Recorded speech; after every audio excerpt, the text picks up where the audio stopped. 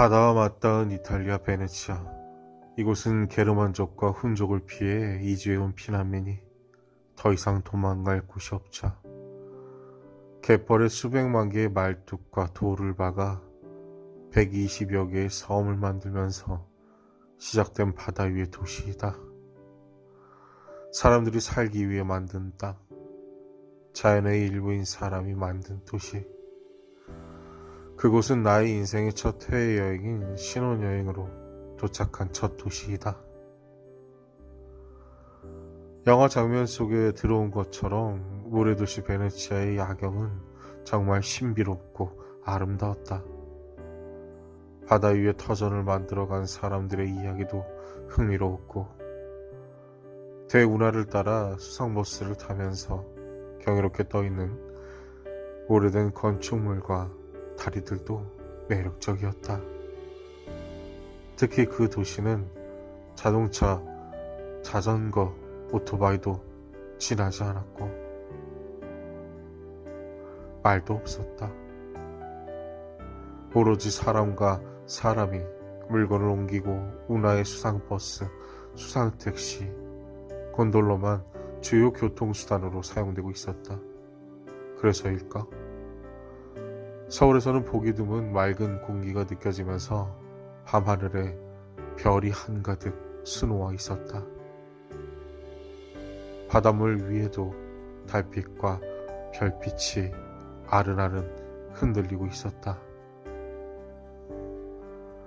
하늘과 맞닿은 바다 수평선을 바라보고 있거나 산 꼭대기 등산하여 지상을 바라보고 있을 때 아주 커다랗게 들고 있었던 나의 불안과 고민들도 아주 사소하게 작게 보인다.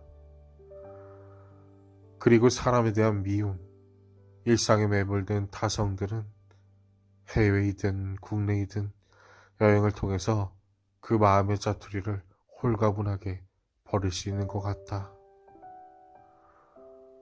꿈을 향해 달려왔던 20대, 일에 미쳐있던 30대 초반, 사랑하는 아버지와 삼촌을 하늘나라에 보낸 비애, 작년 결혼 준비와 일 적응에 바빴던 나의 시간들, 온전한 나라는 존재가 형성했던 여러 가지 사회적 역할과 페르소나의 관계망들이 한꺼번에 모인 결혼식이라는 구심점에서 나는 환하게 웃고 있어도 사실 많이 힘든 날이기도 했다. 그도 그랬다. 결혼식이 축복이자 행복이면서 반면에 힘든 것은 그날은 나의 여러 개의 자아가 관련된 사람이 모인 곳이기 때문이다. 나는 신부이기도 했고 아내이기도 했으며 며느리이기도 했고 조카이기도 했다. 나는 언니이기도 했고 동생이기도 했다. 나는 회사 동료이기도 했고 상사이기도 했고 부하이기도 했다. 나는 친구이기도 했고 허니여름이기도 했다. 나는 엊그제도 본 사람이기도 했고 오랜만에 본 사람이기도 했고 처음 본 사람이기도 했다. 이 모든 자아들이 혼재되어 혼란스럽고 정신이 없었다. 처음이자 마지막으로 느낄 복잡한 감정을 받은 결혼식을 치르고 그와 결혼 당일에 바로 신혼여행을 떠났다. 그 당시 힘들었지만 결혼식 끝나고 바로 여행해서 다행이었다. 우린 바쁘게 달려온 일상과 지난 과거를 뒤로하고 앞으로 괴로움과 즐거움을 함께할 그와 이탈리아와 체코 여행을 했다. 평생 잊지 못할 시간이다. 특히 4월의 봄처럼 따스한 날이었던 르네상스 도시 피렌체와 신혼여행으로 이탈리아로 선택했던 이유였던 미켈란젤로 천지창조, 최고의 심판, 작품이 있는 로마가 제일 좋았다. 그래도 예술작품과 건축물보다 황금빛 노을이 짙게 물든 체코 프라하의 카를교에서 나를 사랑스럽게 바라본 그의 눈빛이 강하게 기억에 남는다.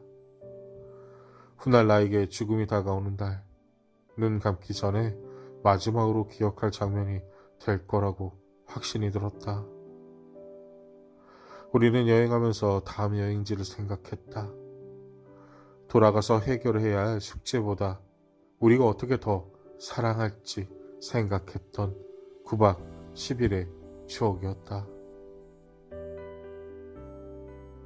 헌여름.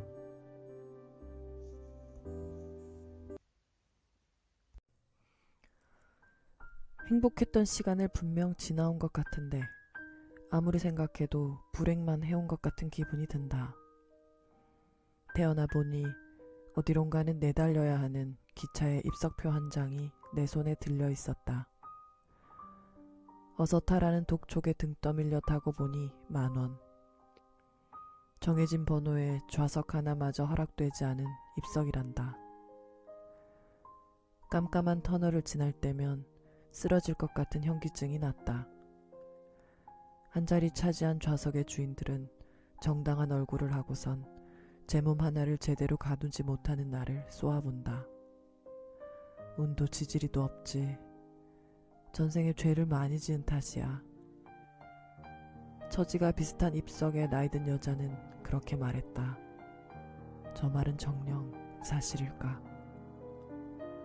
살아보지도 못한 때의 죄 때문에 이런 처지가 당연하다는 건 분명 억울할 법도 한데 여자는 불행이란 걸 모르는 듯 온화하게 웃는다. 어디로 향하는지를 까맣게 잊었다. 분명 표에 적혀 있을 텐데 어느샌가 수거당했다. 마치 어릴 적 장래 희망을 적어내라던 쪽지에 쓰인 꿈처럼. 그래서 거두어간 건가? 한 번도 내 것이지 못할 테니 겨우 고작 산다는 것만 주어지는 게 삶이라 말하고 싶었던 거였을까? 할머니가 돌아가시고 아버지는 갑자기 자신이 죽거든 바다에 뿌려달라는 말을 했다. 아버지의 기차표에 적힌 목적지는 바다일까? 아버지는 어릴 적 무엇이 되고 싶었을까? 궁금했으나 미지로 남겨둘 생각이다. 어디론가 도달하는 것이 아니라 무엇들을 지나왔는가로 말할 수밖에 없는 게 인생이라면 유물로는 벗어던지고 바다에 깃드는 파도의 일렁임을 오래도록 기억하고 싶다. 아버지와 내가 원했던 바다의 모양. 그때서야 아버지를 오롯이 오해 없이 뚜렷하게 바라보려나. 새가 되고 싶소. 바다가 되고 싶소. 되고 싶다는 왜 이토록 슬플까?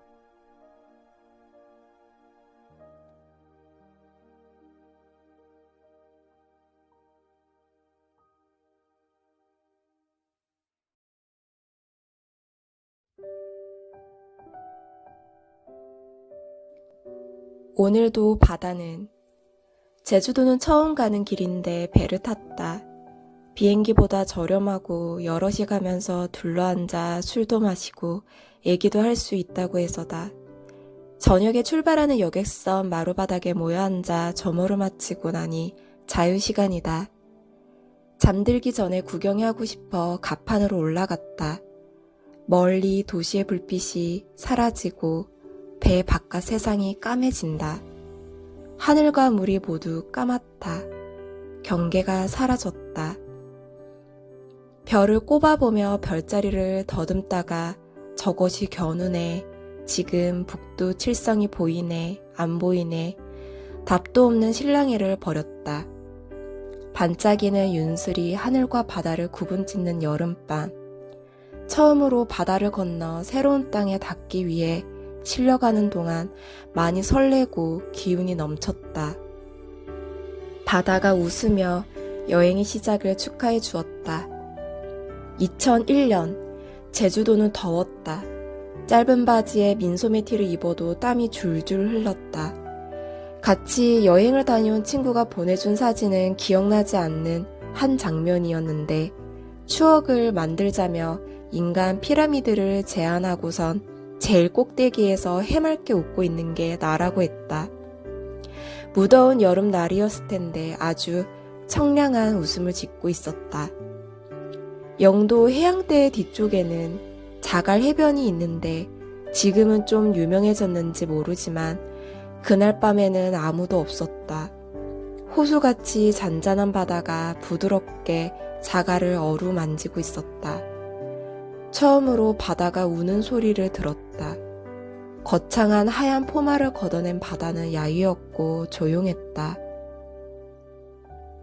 마음 정리가 필요한 날 꼭 찾아오라고 큰맘 먹고 소개해준다던 이는 무슨 이유인지 눈물을 글썽이곤 했다. 그날은 나도 따라서 눈물이 났다. 작은 해변의 섬처럼 떨어져 앉아서 바다가 주는 시간을 한참이나 받았다. 몇 년이 지나 마음이 허한 날에 혼자 찾아간 해변은 그날처럼 조용하지 않았다. 나무 그림자가 어둠을 드리워 으스스했고 바다도 화가 났는지 매서운 바람 소리로 나를 맞았다. 괜히 서로 펑펑 울었다.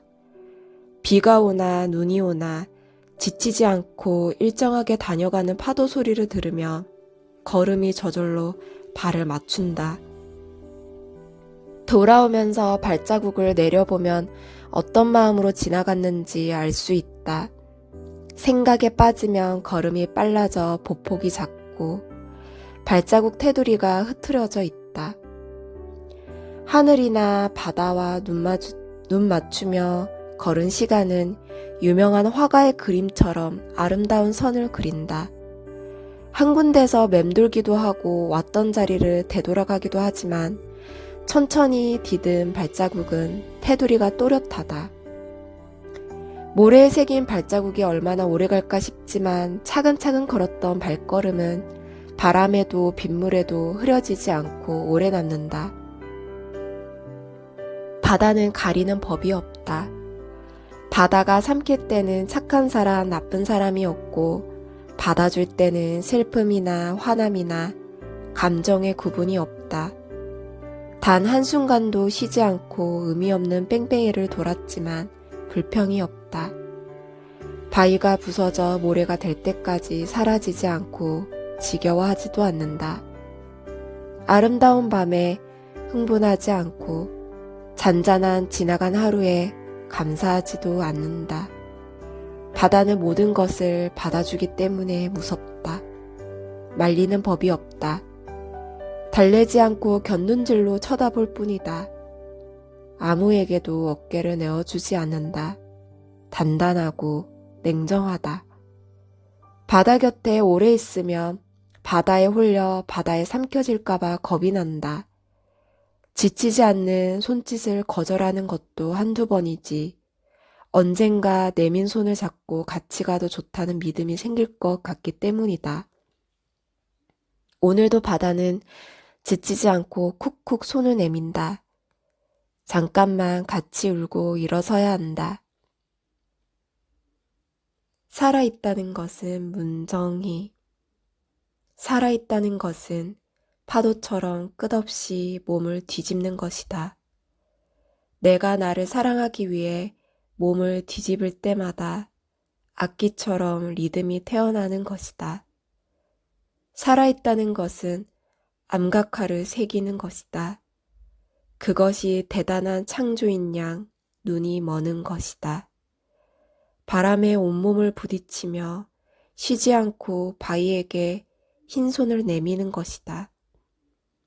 한랑이는 지느러미가 되는 것이다. 살아있다는 것은 순간마다 착각의 비늘이 돋는 것이다. 이 봄